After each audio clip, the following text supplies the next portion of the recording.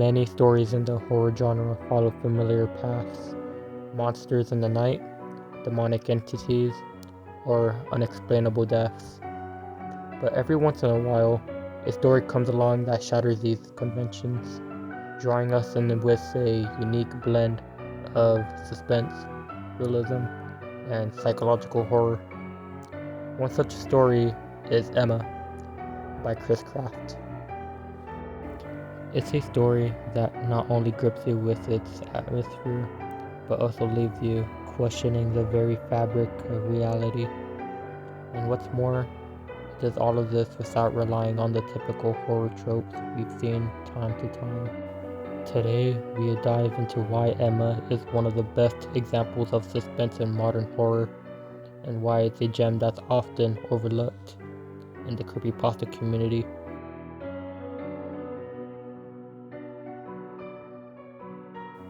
Emma follows the narrator's increasingly disturbing experiences with his girlfriend Emma.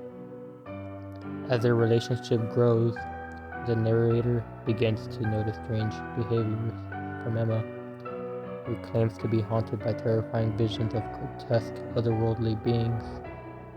She is fearful of these entities, particularly a tall man with bent lips, and her mental state begins to deteriorate. At first, the narrator is skeptical of Emma's claims, thinking her fears are rooted in irrational thoughts. However, as Emma's condition worsens and the horrors become more vivid, the narrator is pulled into a nightmarish world where it becomes difficult to tell whether the phenomenon are truly supernatural or a result of Emma's psychological breakdown. The ending is ambiguous, leaving the reader to decide whether the terror was real or it was all in the narrator's head, which adds to the horror of the story.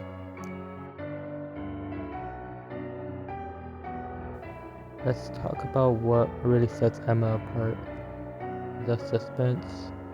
Craft's ability to build tension is unmatched. This is just about throwing jump scares or grotesque imagery at you. It's about creating an atmosphere so thick with unease you're constantly on edge. From the moment the narrator begins recounting his experiences, there's a sense of foreboding, a feeling that something is off, but you can't really quite put your finger on it. And that's what Emma does so well. It masterfully teases the audience, gradually unfolding the story without over-explaining. The uncertainty about whether the horrors are supernatural or a product of the narrator's mind. It keeps you hooked, not knowing what's real and what's imagined. That ambiguity is what makes the story truly terrifying. And what makes it even more chilling is that this is a story that could actually happen. The breakdown of the human mind, especially under stress, can lead to moments where we don't even know whether we're losing touch with reality. This psychological horror is something everyone can understand. Emma doesn't need to rely on monsters or ghosts, because the true terror lies in the possibility that what we see may not always be what's real.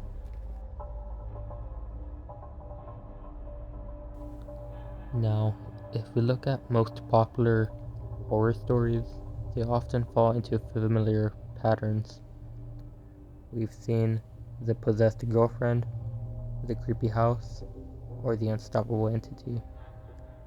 These tropes are so well worn, they become almost predictable. But Emma, Chris Kraft doesn't need to take that route. Instead of relying on those predictable horror cliches, Kraft turns the genre on its head. The narrative doesn't lean into familiar supernatural entities. There's no obvious evil force lurking in the background. Instead, Kraft gives us something more grounded, more visceral, the fear of losing control over your own mind.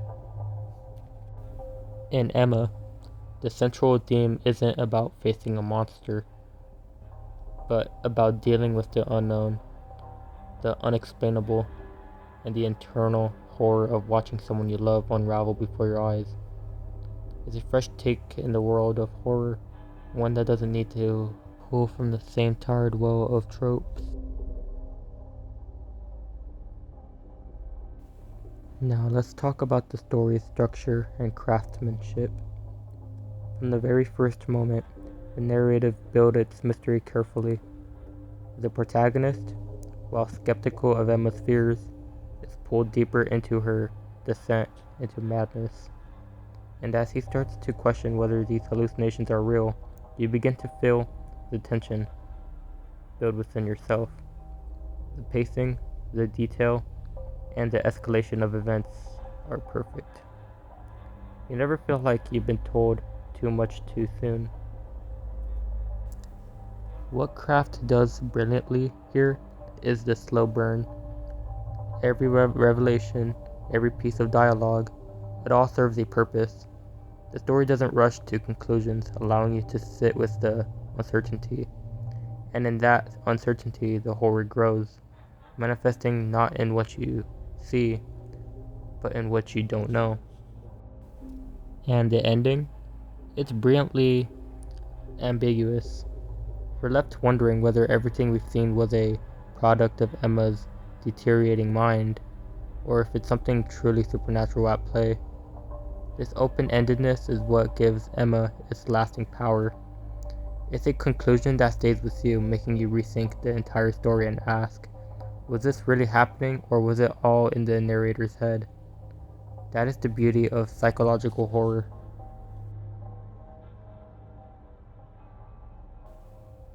What truly elevates the story, Emma, is its realism. It's not about a series of outlandish events.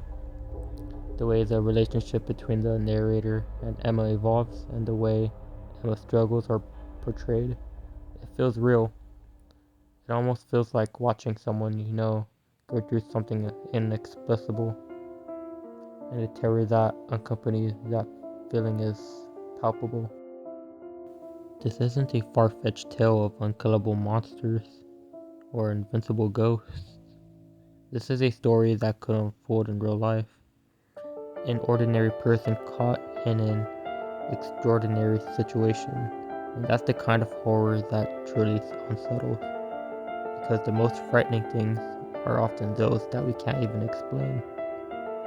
And that we fear could happen to anyone. So why is Emma the best? Because it's not just another horror story.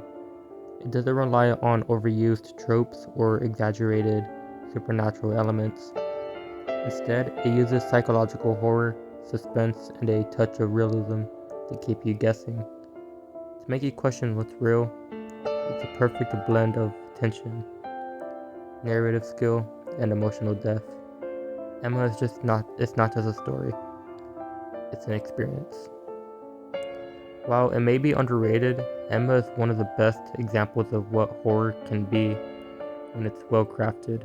A truly horrifying tale doesn't need to be flashy. It just needs to make you think, and Emma does that effortlessly. It's a pretty depressing creepypasta as well. I enjoyed it, and it's very underrated.